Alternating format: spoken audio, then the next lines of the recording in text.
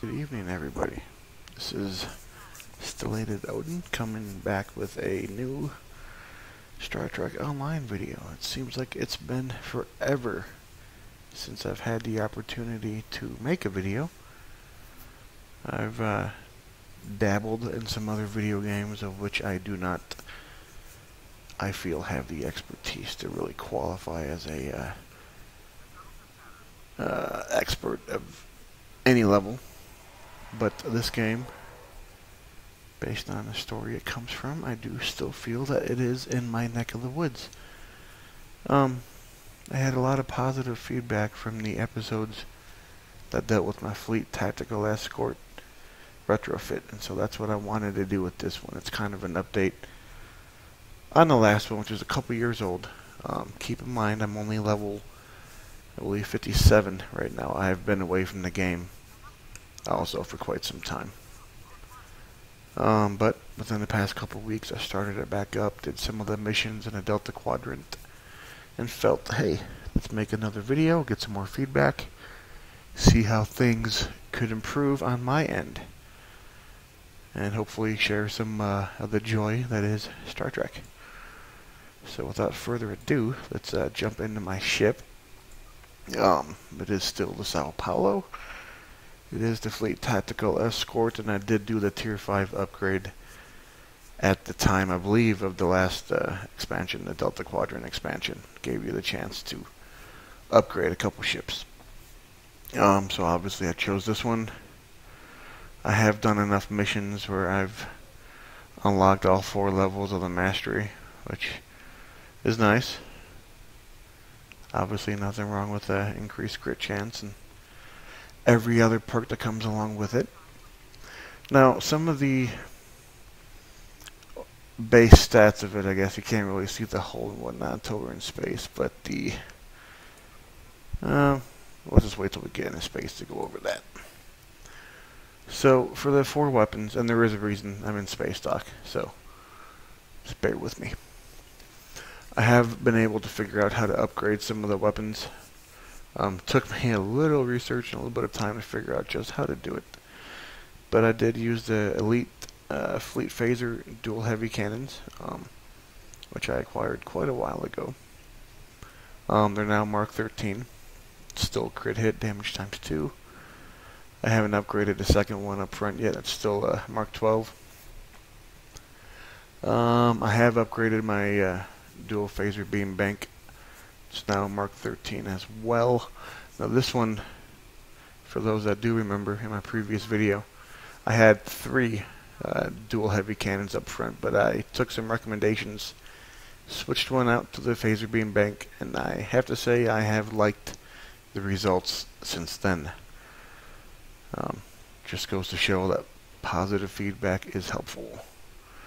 Now, I used to have the standard, for me anyway, quantum torpedo launcher up front, but I received this one, I believe it was from one of the missions in the Delta Quadrant. But it's the Thoron infused quantum torpedo launcher, and I liked this one because I had crit hit times 2 plus the damage. But it had the perk down there where the target could be placated, which can occur every 15 seconds, which is pretty nice. On top of that, obviously 4% critical chance.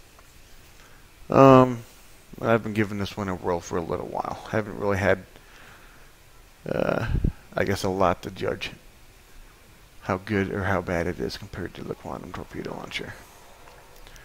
Now, a deflector is pretty much, I think, what I had before. The Omega Force Tachyon deflector, Mark 12. Got the, I think this might be a new one, the Kobali Hyper Impulse Engines, Mark 12.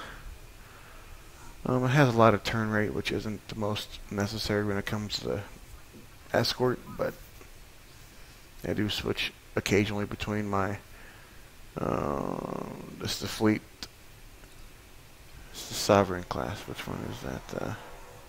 It'll come back to me. For the warp drive, just the Elite Fleet Plasma integrated warp core. Never had issues with it. If anybody can recommend something better, by all means, leave it in the comments. I'll be happy to give it a shot. This one's quite frankly pretty old, but I do like the weapons. other weapon power as the bonus. And then the Elite Fleet Adaptive Shields. Again, this is a pretty old one. I have upgraded it to Mark 13, but again, happy to try out new things. One of the things I do have in the inventory is the rest of the Omega set. I have 3 of them, obviously. I got the Deflector up there, and I got the shields, and I got the Impulse Engines down here. Maybe I'll upgrade these, maybe I won't. Again, leave some comments. I'll be happy to look them over. In the back, I have the Elite Phaser Turret, and then I have 2 advanced ones. Now these I use because when comparing the ones I had in the bank to the Elite ones, these actually have more DPS overall. So I was switched to these. I attribute that pretty much to how it's crit hit plus damage times 3 instead of just damage times 2. Weapons battery, and then the red matter capacitor. I have upgraded my engineering consoles. The kinetic and energy damage resilience, which I like on both of them. And then I got the kinetic resistance. Whenever I do use my sovereign ship, I usually opt for the maneuverability one as well. So science consoles, I have shield repairing. This one for science console. I like the shield restoration. One of the things I've learned is once your shields are down when you're using an escort, it's pretty much toast. And with that said, a lot of the points I have for science, which I'll go over briefly, are focused on the shield restoration. I don't do a whole lot into the hull for that basis, for what I've been told and what I've learned. And that if you beef up your shields, that's pretty much where your best defense is going to be at for an escort. So I got the Mark 14 field generators. Tactical consoles, I have the vulnerability locator, basically increased phaser damage, increased phaser damage, increased phaser damage, increased phaser damage, plus the crit severity, and these are all the crit chance. And then this one also came as a recommendation from a couple of viewers of sticking with the plasmonic leech, which I've been using, well, off and on as I've been playing the game. Yep. So for my space skills, this changed a lot. I was so accustomed to the old way that they had this that it was simple for me. Now this one seems to be simpler overall, but it took me some getting used to, especially with down here when you get to pick the different perks.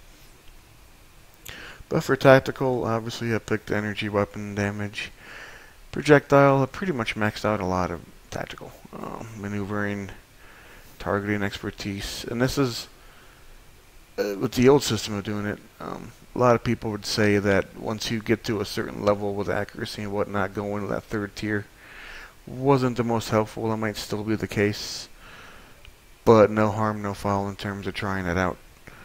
I did use advanced weapon specialization, improved, and weapons. What else we got? Hull penetrations maxed out. Then I got shield weakening maxed out. Tactical readiness. I didn't go that far into these, which may or may not be a good thing. Frankly, I haven't noticed a whole lot, so hopefully it's an okay thing.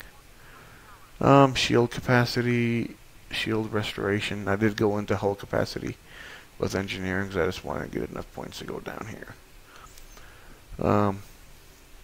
Control expertise. I use this one because I don't like the tractor beams. One of the things I found out in the Delta expansion is that there's a lot of tractor beams, and I wanted to minimize that. So I'll pick that. Shield hardness went all the way down there. I loved the fact that they did this. Being 5k or closer obviously is a good thing. They used to, pound the enemy and you do a lot more damage based on your weapons and the enemy's, shields and whatnot, resistance. since they've come up with this now, where you can technically still cause pretty good damage while being, you know, just within that 10-kilometer weapons range, is, I think, long overdue and very happy to see. And then engineering, I picked warp core potential because I like that flat increase to all my systems. And then, of course, weapons and offensive abilities. Hull plating, just to give me a little bit more survivability. Now the stuff I picked down here at the bottom, threat control. I like not having threat as an escort. So obviously I don't go in a threatening stance, so it lowers my threat quite a bit. Projectile critical chance. I like critical chance more than critical damage. Just my thing. It's always made sense regardless of the game I've been playing. I like to have crit chance. So there's that bonus accuracy. And then for science, I picked the maximum just travel speed, just because why not, basically. And then shield capacity, like I've hit on before. I think for escorts, having the increased shield is much, much better. I don't use a lot of ships with hangars, so this one I just picked the batteries to increase the duration and the effects by 100%. Space traits, I think I've gone with crippling fire. Reduces the target's accuracy when I hit them with a critical. Precise, the accuracy one, reduces the small targets like mines, hangar ships, that sort of thing. Beam training, beam weapon damage, because I do use that, again, I dual beam bank a lot. Plus 1% critical chance, plus 2% critical severity. Obviously very, very nice. Innocuous, plus 1.5% crit severity. And again, I like reducing threat as much as possible. So there's that minus 25%. I use cannons, obviously, plus 5% cannon damage. And space tray, plus 5% projectile weapon damage. And shield capacity again. I don't have any starship traits, so that's empty. Reputation, plus 10% maximum shield capacity. Hull by 5% in space combat. I like that nanite. It's the hull regeneration, which is kind of nice. And precision, which increases my critical hit chance. Active medical nanite cloud. It's more for ground stuff, so I'm not worried about that too much. Let's head up and what I wanted to do. That's why I was down here. Is to show what's in my bank. And obviously not to gloat, because I don't have much to gloat about. But I have quite a few different options in terms of, you know, builds for my ship. So I thought I'd show these, maybe get some feedback in the comments, see if there is something that could be better than what I have. These are some of the new stuff. The Thoron infused Polaron weapons. There we go for that. I have a few of those. I've got this one over here. A couple of beamer rigs, which obviously I won't use on the escort, but I could use on my Sovereign class. And then Quantum Torpedo. I have a second one of these. I think the one I have is quite a bit better. Oh, let me go to my ship.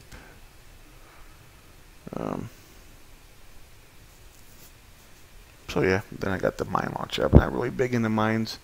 You'll see that I don't have many mines, and that's basically the reason why. Yeah. So there's a lot of this stuff. Count bank, I really don't have too much. Transphasics, which I thought would be awesome. Don't really use. Yep. So similar stuff I have down here in my inventory are just like, you know, things I might want to swap out. Depends on the fight. I used to use this one in the Taurus leagues. I used to do the Borg group events all the time, and that would be somewhat helpful.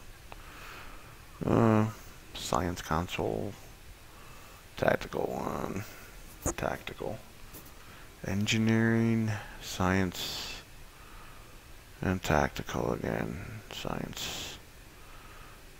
So quite a few things, and then again there's the Omega stuff. So let's go up to hitting the wrong buttons. Let's go up to space. Check out the ship. Look at the stations I got set up. See what you guys think of that. Doing the stories, I found that not too much is challenging. It's pretty easy. The only thing I find frustrating is all the holds and whatnot, and the sensor scattering and whatnot that certain enemies use constantly. It annoys the heck out of me, and frankly I haven't really done too much research to find out what I should equip or switch out to minimize those events. So here's what I got. First slot used to be the attack pattern alpha. I don't have that anymore. So let's pop the weapons battery in the event that I need to get somewhere quick, and then start firing right away, like using the weapons battery. I got rapid fire 3 and rapid fire 2, as well as torpedo high yield 3 and 2. And then I got the beam overload and the torpedo launcher, and then I got my torpedo spread 1. Just why not? And these are my main ones. I use these frequently. I like how the downtime when you have more than one is half. So basically I can wail on the enemy a lot more often, and keeping my weapons power high. Defensive wise, that's what I keep up top here. I got polarized hull, which helps with that tractor beams. I got tactical team 1. I believe this is also tactical team 1. And then emergency power to shields 2, and divert or transfer shield strength 1. Again, with escorts, I found shields is where everything's at. One of my engineer slots had engineering team, so I do use that frequently when my shields do go down. So I got my warp core potential,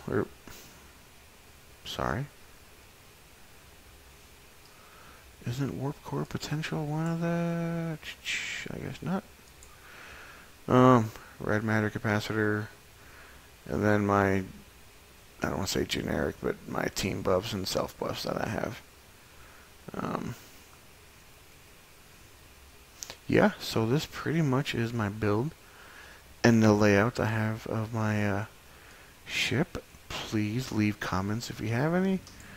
I'm looking forward to making a lot more videos, especially with the ship, but of Star Trek Online in general, discussing the game, having a good time, debating what's better, Next Generation, Deep Space Nine, Voyager, that kind of thing. So, hope you enjoyed the video. If you did, feel free to hit the like button, subscribe if you haven't, and salutations. I will see you next time.